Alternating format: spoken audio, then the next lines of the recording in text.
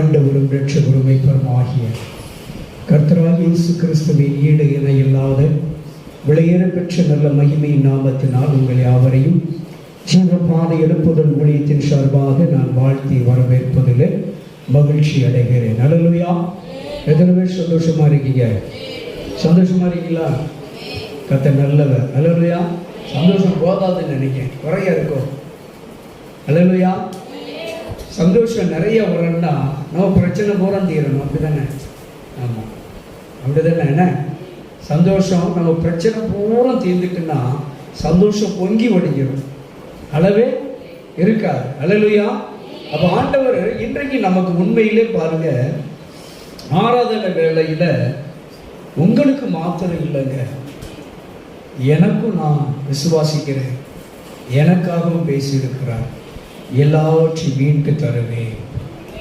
அல்லேலூயா. இன்றைக்கு நமக்கு என்ன திறந்திருக்கிறாரு?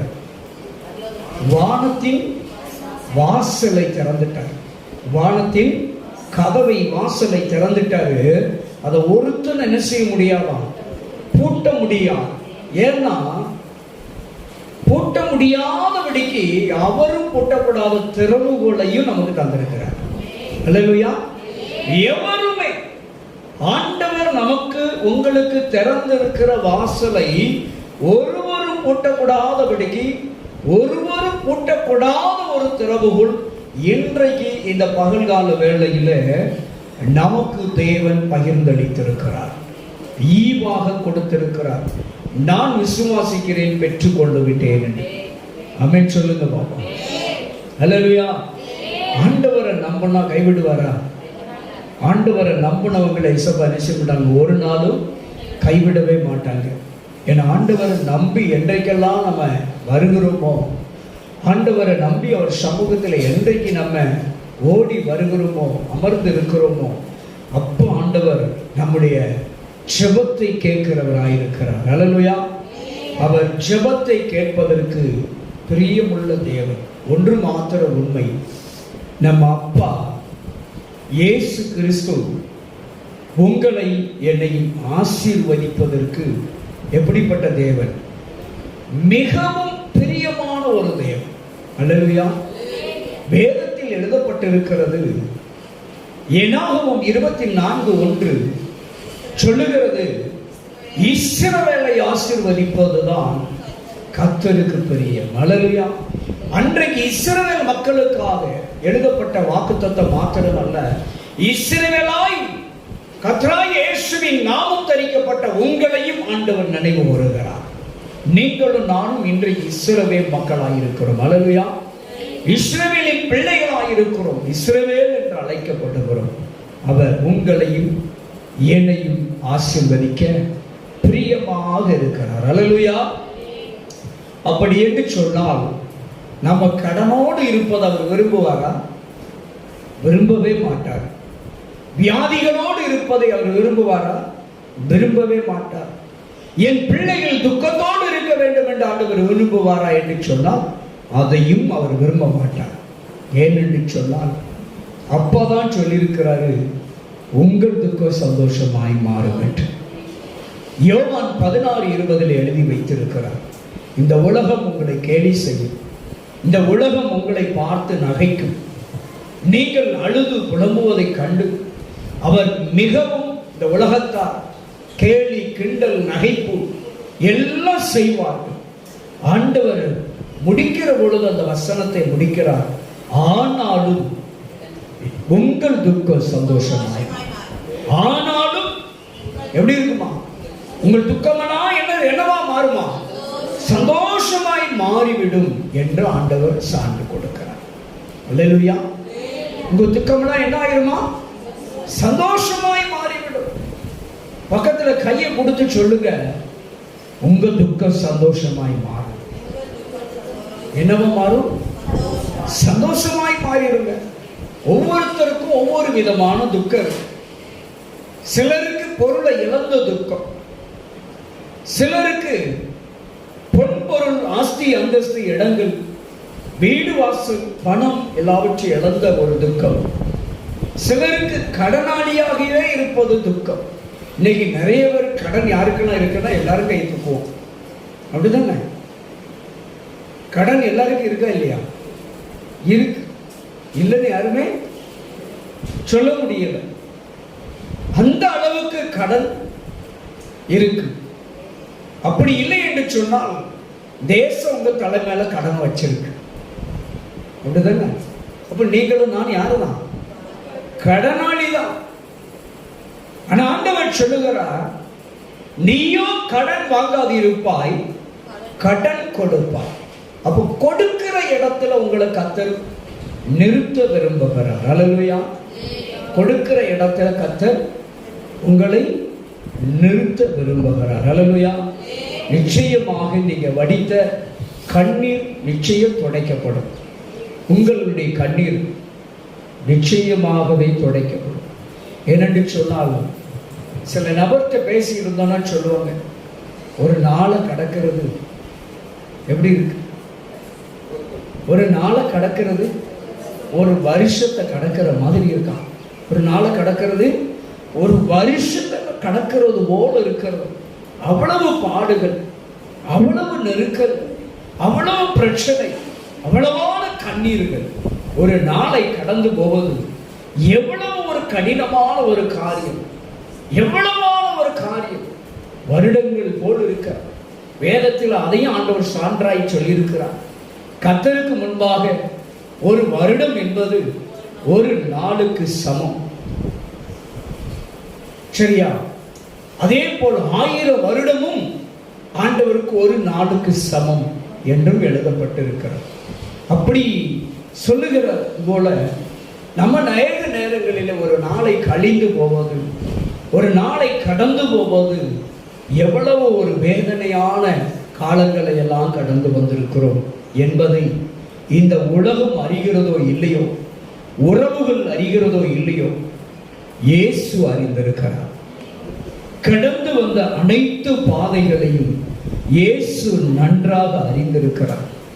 ஆனால் ஒன்று உண்மை, கடந்து வந்த பாதைகளை எல்லாரும் அறிந்திருக்கலாம், நீங்களும் அறிந்திருக்கலாம், நானும் அறிந்திருக்கலாம். ஆனால் இனி கடந்து போக இருக்கிற பாதை இருக்கு பாருங்க, அதை கர்த்தர் மாத்திரம்தான் அறிந்திருக்கிறார். இனி நாம் கடந்து போகிற பாதை யார் மாத்திரம்தான் அறிய முடியும்? தேவன் ஒருவர் மாத்திரம்தான் அறிந்திருக்கிறார். அல்லேலூயா. நிச்சயமாய் நீங்கள் கடந்து போகிற பாதை எப்படி இருக்கணும்? பக்தன் பாடினது போலயா, கடந்து வந்த பாதைகள் கரடு முரடுகள், நான் கடந்து வந்த பாதைகள் முட்கள் வேலைகள், கடந்து வந்த பாதைகள் கரடு முரடுகள், நான் கடந்து வந்த பாதையோ முட்கள் வேலைகள். அல்லேலூயா, அல்லேலூயா. நடக்க முடியல டாடி, நடக்க முடியல. அல்லேலூயா. இன்னைக்கு அந்த ஒரு சூழ்நிலையில தான் நம்ம ஒவ்வொரு நாளை கடந்து வந்திருக்கிறோம். கரடு முரடு முட்கள் வேலிகள், இப்படிப்பட்ட பாதையில தான், வழிகளைய தான் நம்ம கடந்து வந்திருக்கிறோம். இந்த 22வது வருஷம், 2022வது வருஷம் ஜனவரி முதல் கடந்த மாசம் என்னது, ஜூலை வரைக்கும் கிட்டத்தட்ட 210 நாட்கள் ஆண்டவர் நம்மளை கடந்து வர உதவி செய்திருக்கிறார். அல்லேலூயா. அப்ப நம்ம கடந்து வந்த பாதையை ஒரே ஒரு நிமிஷம் அப்படி ரிவர்ஸ்ல யூட்டர்ன் போட்டு பார்த்தோம் அப்படின்னா எவ்வளவு கொடுமையெல்லாம் கடந்து வந்திருக்கிறோம், எவ்வளவு கடுமையான ஒரு காரியங்களை எல்லாம், பாதையெல்லாம் கடந்து வந்திருக்கிறோம். அப்போ நிச்சயமா முன்னால எத்தனை மாதம் இருக்கு? இன்னும் 5 மாதம். இந்த மாதத்தையும் சேர்த்தா 5 மாதங்களை கடக்க முடியாதா? எங்க மெஜாரிட்டி 7 மாசத்தை கடந்து வந்தாச்சு. அன்மெஜாரிட்டி 5 மாதங்கள் எம்மாத்திரம். ஒன்று புரிந்து கொள்ளுங்கள், வருகிற புதிய வருஷத்துல உங்களுடைய பயணம் புதிதாக இருக்கும். வருகிற புதிய வருஷத்துல உங்களுடைய பயணம் புதிதாக இருக்கும். அல்லேலூயா. ஆண்டவர் நிச்சயமாய் உங்க கண்ணீரை துடைப்பார். ஆண்டவர் இன்றைக்கு கொடுத்த ஒரு வார்த்தையை பார்ப்போமா? இந்த 8வது மாதத்துக்கு தேவன் கொடுத்த வாக்குத்தத்தத்தையே இன்றைக்கு உங்களோடு கூட பேச நான் பிரயாசப்படுகிறேன். வாசிக்கலாம். சங்கீதங்களின் புஸ்தகம் 118வது அதிகாரம் 22வது வசனம். வீடு கட்டுகிறவர்கள் ஆகாது என்று தள்ளின கல்லே மூளைக்கு என்ன ஆயிற்றான்? தலைக்கல்லாயிற்று. அல்லேலூயா. வீடு கட்டுகிறவர்கள் எந்த கல்லு ஆகாது என்று தள்ளி தூக்கி தூர வீசினார்களோ அந்த கல்லுதான் ஒரு சமயத்தில் எதுக்கு உதவிச்சான்? மூளைக்கே உதவிச்சுன்னு சொல்றார். அல்லேலூயா. கட்டிடம் தாங்குவதற்கு மூளைக்கு தலைக்கல்லாயிற்று. அல்லேலூயா. ஆண்டவர் தலைக்கல்லாக நிறுத்துகிறவர். நம்ம எல்லாம் நினைக்கிறோம் அன்றைக்கு கடைசி நியாயாதிபதி. கடைசி நியாயாதிபதி யாரு? கடைசி நியாயாதிபதி யாரு? ரொம்ப யோசிக்கிறிய? எங்க கடைசி நியாயாதிபதி யாரு? தோத்திரம் ஆண்டவரே. கடைசி நியாயாதிபதி யாரு? கடைசி முதல் ராஜா யாரு? முதல் ராஜா யாரு? இஸ்ரவேல் மக்களுக்கு கடைசி நியாயாதிபதி முதல் ராஜா. முதல் ராஜா தெரிஞ்சா கடைசி நியாயாதிபதி தெரிஞ்சிடும். கடைசி நியாயாதிபதி தெரிஞ்சா முதல் ராஜா தெரிஞ்சிடும். எல்லாமே தெரியுது, தயக்கம். கடைசி நியாயாதிபதி சாமுவேல் தீர்க்கதரிசி. முதல் ராஜா இஸ்ரவேலுக்கு யாருதான்? சவுல். சரிங்களா? சவுல் சில காரியங்களிலே இடறினதனால தேவன் அடுத்த ராஜாவை முன்குறிக்கிறார். அடுத்த ராஜாவை அபிஷேகம் பண்ண வேண்டும். சவுல் ஸ்தானத்திலே இஸ்ரவேலுக்கு ஒரு ராஜாவை தேர்ந்தெடுக்க வேண்டும் என்று சொல்லி ஆண்டவர் தீர்மானம் எடுத்தார். உடனே என்ன பண்றார்? சாமுவேல் தீர்க்கதரிசி ஈசாயின் குடும்பத்துக்கு போக சொல்றார். ஈசாய் குடும்பத்துக்கு போறார். ஈசாய் குடும்பத்துல ஆண்டவர் கொண்டு போய் நிறுத்துறாரு. அப்பா, ஈசாய் பிள்ளைங்க ஒருத்தன் தான் இனி இந்த மக்களை ஆள போகிற ஒரு ராஜா. ஈசாய் பிள்ளைகளின் இடத்துல இருந்து தான் ஒரு ராஜா நான் உருவாக்க போறேன், தேர்ந்தெடுக்க போறேன். இந்த குடும்பத்துல தான் இனி ஒரு ராஜாவை நான் கொண்டு வந்து நிறுத்த போறேன், உட்கார வைக்க போறேன்னு சொல்லி சாமுவேல் தீர்க்கதரிசியை ஈசாயினுடைய வீட்டுக்கு அனுப்பியாச்சு. வீட்டுக்கு அனுப்பின பொழுது இவர் தைல குப்பியை எடுத்துட்டு போறார். எந்த குப்பிய? ஆமா, தைல குப்பியை எடுத்துட்டு போறார். தைல குப்பியை எடுத்து கொண்டு போய் என்ன செய்யறாரு? ஈசாயை கூப்பிடுறார். எப்பா, வெளியே வா. ஆண்டவர் உன் குடும்பத்துல உன் கர்ப்ப பிறப்பத்தான் இஸ்ரவேல் மக்களுக்கு என்ன செய்ய போறாரு? ராஜாவா அபிஷேகம் பண்ண போகிறார். அதற்காக என்னை அனுப்பி வைத்திருக்கிறார், வெளியே வா என்று கூப்பிட்டு அழைக்கிறார். அவர் வந்தார். என்னையா செய்யும்? உன் பிள்ளைகளை பூரா கூட்டு அப்படின்னார். ஈசா என்ன பண்றார்? தன்னுடைய எல்லா குமாரனையும் கூப்பிட்டாரு. வரிசையில நிப்பாட்டியாச்சு, வரிசைப்படுத்தியாச்சு. இந்த நிக்கிறாங்க என் பிள்ளைகள் எல்லாம். இதுல யார் ராஜா என்று நீரே அபிஷேகம் பண்ணிக்கோ என்று சொல்லி எல்லாரையும் வரிசையா நிறுத்திருக்கிறார்கள். சாமுவேல் தீர்க்கதரிசி என்ன பண்றாரு?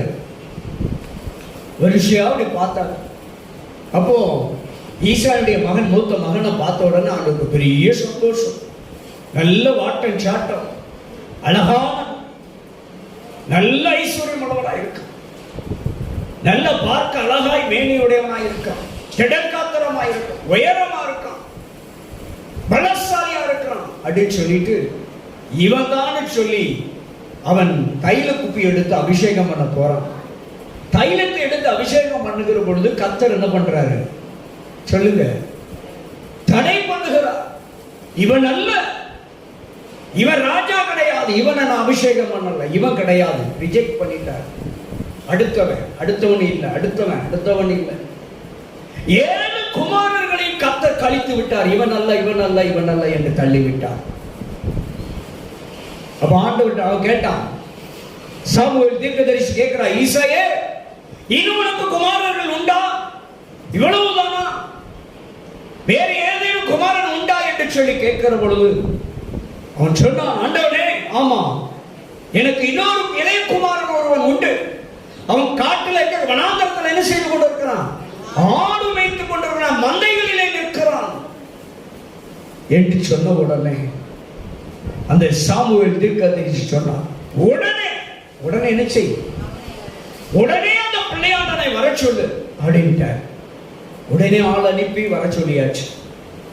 அவன் ஆட்டுக்கிடையில் கிடந்தவன், ஆட்டோடு படுத்து உருண்டு, ஆட்ட தோல்ல சுமந்து, ஆட்டு கழிவுகளை எல்லாம் அள்ளி சுமந்து, ஆட்டிற்கு முடி கத்தரித்து, இப்படி பல விதங்களோடு பாடுகளோடு உருண்டு பிறண்டு ஆடுகளோடு வாழ்ந்தவன். அவன் எப்படி இருப்பான் சொல்லுங்க? ஆட்டுக்கடைக்கு உள்ள போனா ஒரு ஸ்மெல் வருமா? ஸ்மெல் வரும்ல. அவன் வனாந்தரத்திலே கிடப்பான். குளிச்சிருப்பானா, குளிச்சிருக்க மாட்டானா, முடி வெட்டி இருக்க மாட்டானா, நல்ல ட்ரெஸ் போட்டிருக்க மாட்டானா. அவன் எப்படி இருந்திருப்பான் பாருங்க. அலங்கோலமா இருந்திருப்பான். பயங்கர பேட் ஸ்மெல் இருந்திருக்கும். வந்து நிற்கான். புரிஞ்சிட்டீங்களா?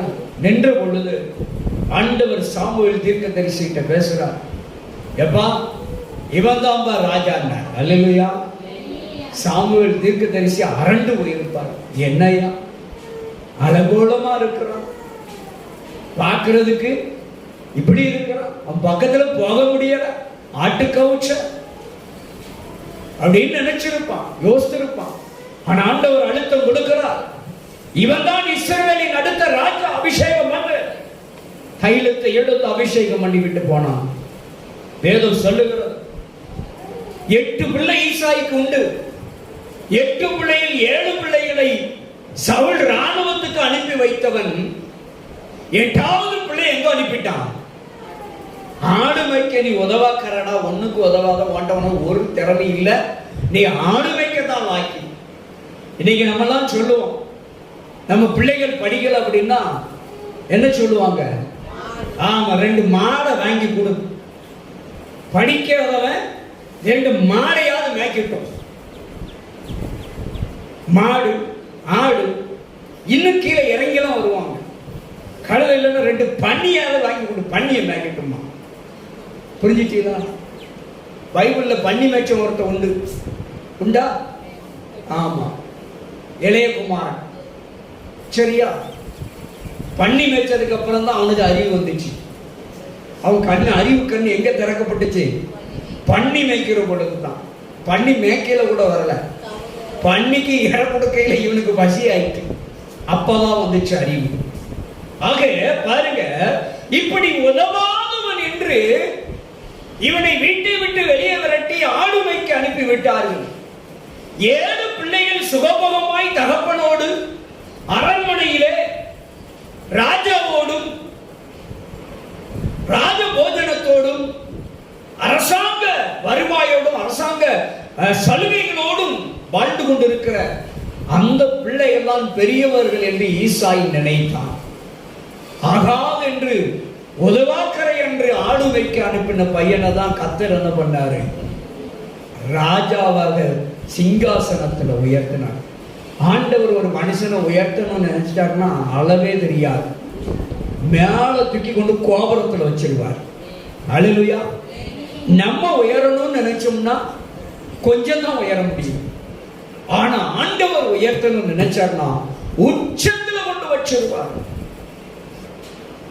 அதே போலதான் இன்னொரு மனுஷன் ஜெயில கிடந்தான். யாரு? யோசேப்பு ஜெயில கிடந்தான். 1 இல்ல 2 இல்ல 13 வருஷம் சிறைச்சாலையில் இருக்கிறான். 13 வருடங்கள் சிறைச்சாலையில கிடந்தான். அவன் சொன்னான் பானபாத்திரக்காரன், அப்பா எப்படியாவது தயவு செய்து ராஜா கிட்ட போய் சொல்லி நல்லது பொழுது சொல்லி எனக்காக காலில் கையில் விழுந்தாவது என்னை எப்படியாவது இந்த செயல இருந்து காப்பாற்றி விட்டு நான் தப்பிச்சேன் பிழைச்சேன்னு போய் என் ஊர்ல எங்க அப்பாவோட இருந்து என் காலத்தை கழிச்சுக்கிட்டு தயவு செய்து எப்படியாவது என்னை காப்பாற்றி விடு அப்படின்னா போனவன் என்ன பண்ணிட்டான், இவனை மறந்துட்டான். இன்னைக்கு நிறைய நிறைய நேரம் நம்மளும் அப்படித்தான் ஆண்டவர் செஞ்சதை மறந்துட்டு சில காலம் மறந்துருக்கு. அல்லேலூயா. பாருங்க, மறந்துட்டான். அவன் மறந்ததுலயே ஒரு நன்மை இருந்துச்சு. சில நேரங்களில் ஆண்டவரை பார்த்து நம்மளாம் கேள்வி கேட்போம். என்ன கேட்போம்? ஆண்டவரே, என்ன மறந்து விட்டீரா?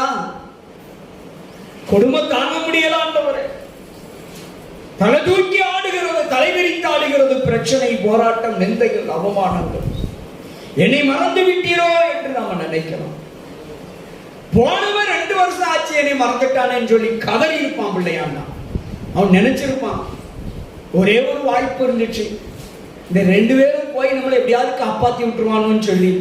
இந்த வாய்ப்பும் போயிட்டு நீ நம்ம வாழ்க்கை முழுவதும் எங்கதான், நம்ம வாழ்நாள் முழுவதும் நமது சிறைச்சாலை தான் என்று யோசிப்பு நினைவு கூர்ந்த வேளையில தான் என் ஆண்டவர் 2 ஆண்டு காலம் கழித்து மறுபடியும் அவனை நினைவு கூர்ந்தார். அல்லேலூயா.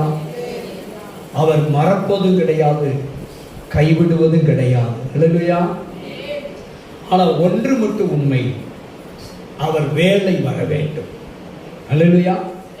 அவர் வேலை வந்துட்டுன்னா குடியை விட்டுருவான்.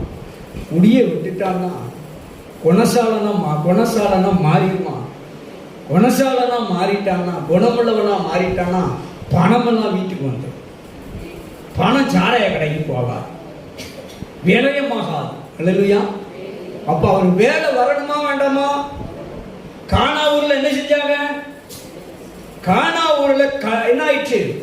ரசம் குறைவுபட்டு செய்தி தாயாரிடத்தில் வந்தது.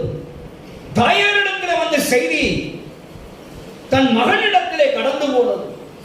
மகனிடத்திலே கடந்து போன பொழுது ஆண்டவராய் இயேசு கிறிஸ்து சொன்னார், என் வேலை இன்னும் வரவில்லை. அல்லேலூயா. என் வேலை இன்னும் வரவில்லை. அவர் வேலை வந்துச்சு, அற்புதமா இருந்துச்சு. அல்லேலூயா. அதே போலதான் இங்க இருக்கிற ஒவ்வொருவருக்கும் அவர் வேலை வரப்போகிறது. நீங்க மறந்துட்டாருன்னு நினைக்காதங்க. காலம் தாழ்த்தினதுக்கு ஒரு அர்த்தம் இருக்கு. உங்களை இன்னும் கோபுரத்துல கொண்டு உட்கார வைக்கப்படுறாருன்னு அர்த்தம். அல்லேலூயா. 2 ஆண்டு காலம் யோசேப்பை மறந்து போனார்கள். யோசேப்பு நிர்ணயித்தான், ஐயோ இனி நம்ம உதவவே மாட்டோம், எதுக்கும் உதவாத அளவுக்கு நம்ம வாழ்க்கை எங்க போயிரும், சிறைச்சாலையிலே முடிந்து விடும் என்று சொல்லி இருந்த அந்த மகன் தன் சகோதரர்களால் புறக்கணிக்கப்பட்டவன், தன் சகோதரர்களால் வெறுக்கப்பட்டவன், தன் சகோதரர்களால் மறக்கடிக்கப்பட்டவன் யோசிப்பு. ஆண்டவர் ஒரு நாள் வந்தது, சமஸ்த எகிப்திக்கும் அதிபதியாய் மாற்றினார். அல்லேலூயா. அவர் ஆகாதுன்னு தள்ளி சிறைச்சாலையில போட்டவன் தான் இவன் தாண்டா கோபுரத்துல உட்கார முடியும் சொல்லி எங்க கொண்டு வச்சாரு? எகிப்துக்கே பிரதம மந்திரியா கர்த்தர் யோசேப்பை உயர்த்தினார். அல்லேலூயா. எப்படி சமஸ்த இஸ்ரவேல் மக்களுக்கோ தாவீதை கர்த்தர் உயர்த்தினாரோ, எப்படி சமஸ்த எகிப்து தேசத்துக்கும் யோசேப்பை தேவன் உயர்த்தினாரோ, அதே போல் கர்த்தர் ஆகாதென்று உங்களை தள்ளியிருக்கலாம், இந்த உலகம் தள்ளியிருக்கலாம், கர்த்தர் உங்களை உயர்த்த வைக்கிறார். அல்லேலூயா. நீங்க மறந்துட்டாரோன்னு நினைக்காதங்க. தள்ளப்பட்ட கல்லுதான் கட்டிடம் தாங்க மூளை கல்லாயிற்று. அல்லேலூயா. எந்த குடும்பத்தாரால வெறுக்கப்படுகிறீங்களோ ஒருக்கப்படுகிறீங்களோ அந்த குடும்பத்தை தாங்க உங்களை கொண்டுதான் உங்க குடும்பம் உயர போகுது. ஆமென் சொல்லுங்க. எங்க உங்களை கொண்டுதான் உங்க கர்த்தர் உங்க குடும்பத்தை உயர்த்த போகிறார். உங்களை கொண்டுதான் உங்க குடும்பமே உயர போகுது. போங்க. ஆமென். நீங்க எதுக்குமே உதவாதவர்கள் என்று தள்ளிவிடலாம், வெறுத்து விடலாம், ஒதுக்கி விடலாம். கர்த்தர் அந்த இடத்தில் உங்களை உயர்த்த போகிறார்.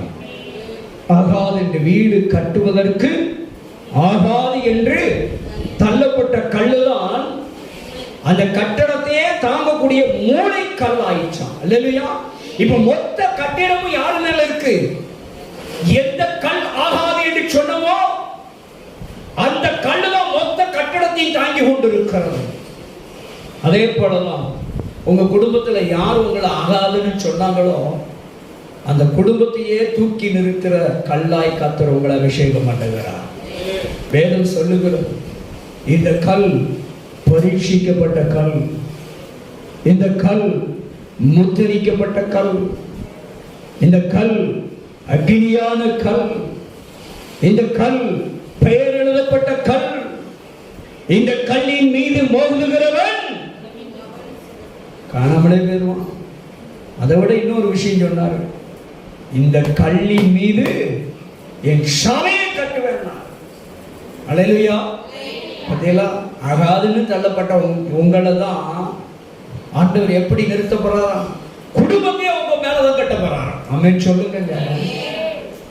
இப்ப நம்ம ஆகாதவர்களாய் என்று உலகம் சமுதாயம் நம்மளை புறக்கணிக்கலாம், இயேசு நம்மை ஒரு நாள் புறக்கணிக்கிறவர் அல்லவே. அல்லேலூயா. இயேசு கிறிஸ்து நீங்கள் ஆகாதவர்கள் என்று ஒரு நாள் புறக்கணிக்கிறவர் அல்ல. உங்கள் குடும்பத்தை, உங்கள் நிர்வாகத்தையே தாங்கக்கூடிய நிர்வாகியாக கர்த்தர் உயர்த்த போகிறார்.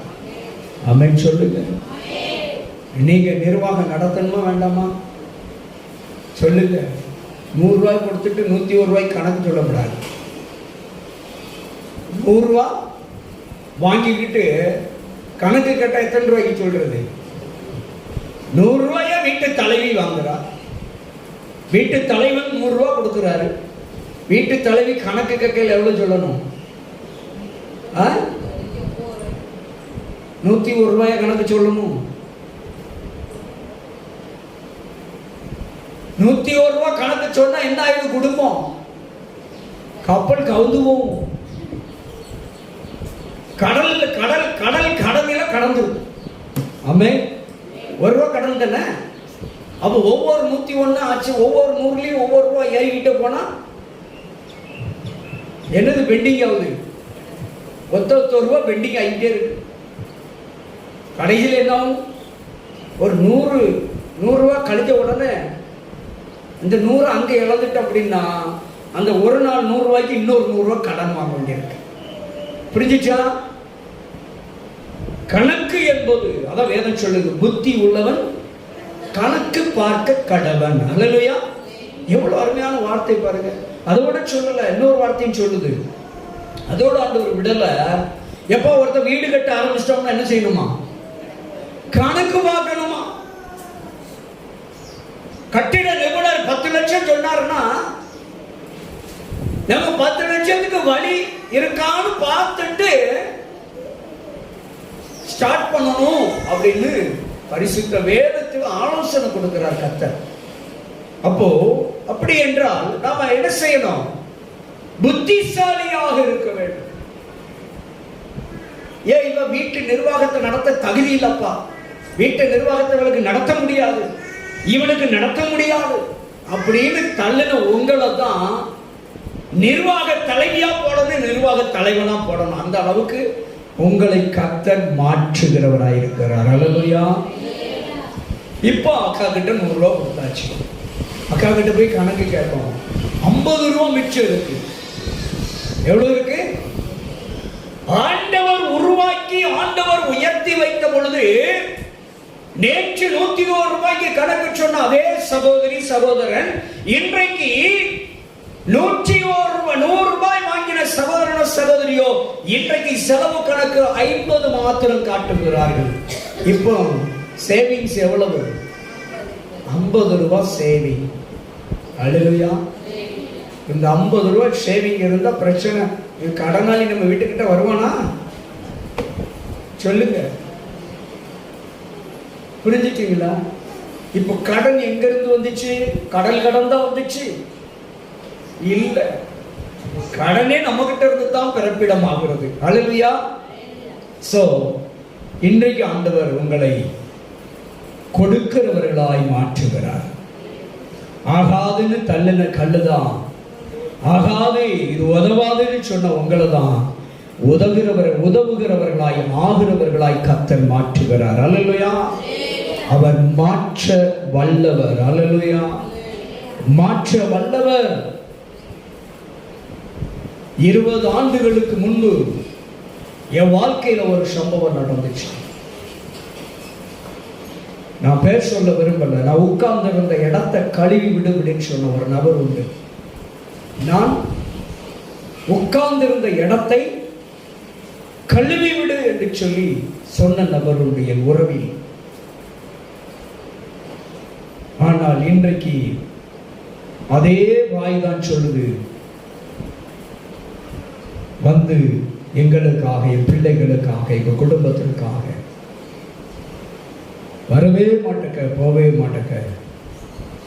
காரணம் என்ன தெரியுமா? ஆகாதுன்னு தள்ளின கல்லுதான் கர்த்தர் என்ன செஞ்சாரு? உயர்த்தினாரு. நம்ம ஒருவேளை உதவாக்கரையாக இருக்கலாம். இன்னைக்கு நம்முடைய பொருளாதாரத்தெல்லாம் நீங்க இன்னைக்கு இழந்து இருக்கலாம். கடல்ல மூழ்கி கிடக்கலாம். பலவீனத்துல, வியாதியில, ஐயோ வியாதிப்பட்டுட்டான், நோய்வாய்ப்பட்டுட்டான், இவனுடைய ஒரு தெம்பு இல்லை, பலனில்லை, இன்னும் உதவ மாட்டான்னு சொல்லி நினைக்கலாம்.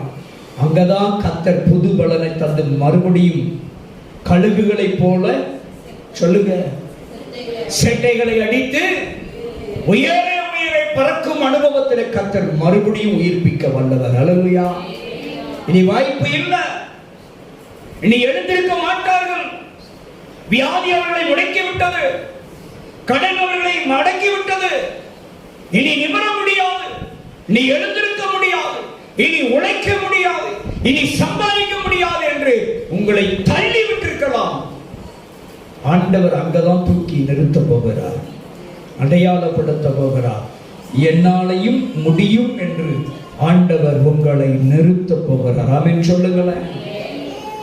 அதான் ஆகாத கல்லு தாங்குகிறது போல் உங்களை, குடும்பத்தை தாங்குகிற தலைவனாக, தலைவியாக, நல்ல பெற்றோராக, நல்ல உறவுகளாய் கர்த்தர் உங்களை கோபுரத்தில் நிறுத்த போகிறார். ஆமென் சொல்லுங்க. ஆண்டவர் உங்களை எழுப்ப போறாருங்க.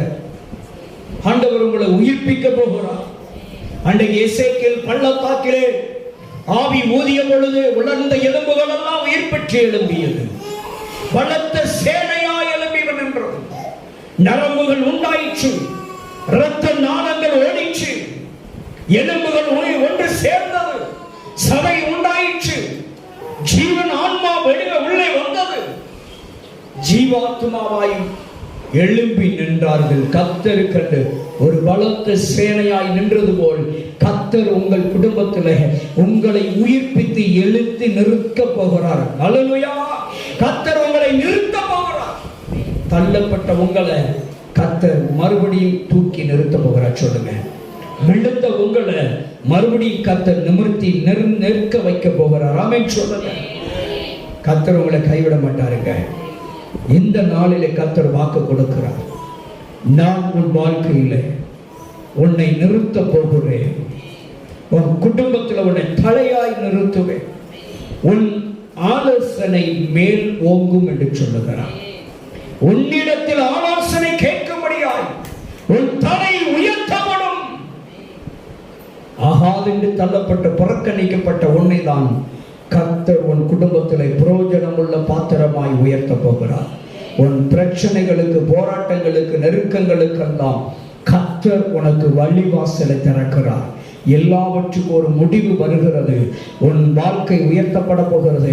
உன் வாழ்க்கை தரம் உயரப் போகிறது. உன் குடும்பம் உயரப் போகிறது. உன் பிள்ளைகள் உன் கண் முன்பாக ஒளிவுமர கன்றுகளை போல வளரப் போகிறார்கள். உன் பிள்ளைகள் உன் கண் முன்னாலே செழிப்பாய் இருக்க போகிறார்கள். உன் குடும்பம் செழித்த வாழ்க்கை வாழப் போகிறது. உன் குடும்பத்திலே, உன் வாழ்க்கையில் இருக்கிற கடனெல்லாம் மறைய போகிறது. கர்த்தர் உங்களை உயர்த்த போகிறார். உங்களை தூக்கி எடுத்து குப்பையில் கிடந்த உங்களை, குப்பையில் கிடந்த எண்ணெய் அவர் நம்மை ஜொலிக்க வைக்க போகிறேன் என்று சொல்லியிருக்கிறார். இன்றைக்கு நம்மை பரீட்சிக்கப்பட்ட ஜொலிக்கிற கல்லாய், சபையை கட்டுகிற கல்லாய் கர்த்தர் நம்மளை மாற்றுகிறார். ஆமென் சொல்லுங்க. நிச்சயமாய் கர்த்தர் உங்களை ஆகாதென்று தள்ளப்பட்ட கல்லுக்கு நிகராய் உங்கள் வாழ்க்கையில் நீங்கள் இருப்பீர்கள் என்று சொன்னால் இன்றைக்கு கர்த்தர் உயர்த்துகிறவராய் இருக்கிறார். உங்கள் வாழ்க்கையை உயர்த்துகிறார். உங்களை உயர்த்த போகிறார், உங்க பிள்ளைகளை உயர்த்த போகிறார். ஸ்தோத்திரம், அல்லேலூயா. அவர் ஒரு நாள் கைவிட மாட்டார். அப்படி கண்களை மூடுவோமா? Thank you daddy. ஆண்டவரை, வீடு கட்டுவதற்கு ஆகாது என்று தள்ளப்பட்ட கல்லுதான் கட்டிடம் தாங்குவதற்கு மூளைக்கல் ஆயிற்று என்று நாங்கள் பார்த்தோம். இந்த சமுதாயத்தால், உறவுகளால், நண்பர்களால் ஆண்டவரே நாங்கள் புறக்கணிக்கப்பட்ட ஒரு வாழ்க்கை வாழ்ந்து கொண்டிருப்போம் என்று சொன்னால், வெறுக்கப்பட்ட, ஒதுக்கப்பட்ட, மறக்கடிக்கப்பட்ட ஒரு சூழ்நிலையில் வாழ்ந்து கொண்டிருக்கிற உங்களுடைய பிள்ளைகளுடைய வாழ்க்கையில ஆண்டவரே நீர் எடுத்து பயன்படுத்தும். அந்த நிலையை மாற்றும், அந்த சூழ்நிலையை மாற்றும். உடைய பிள்ளைகளை எடுத்து பயன்படுத்தும் ஆண்டவரே.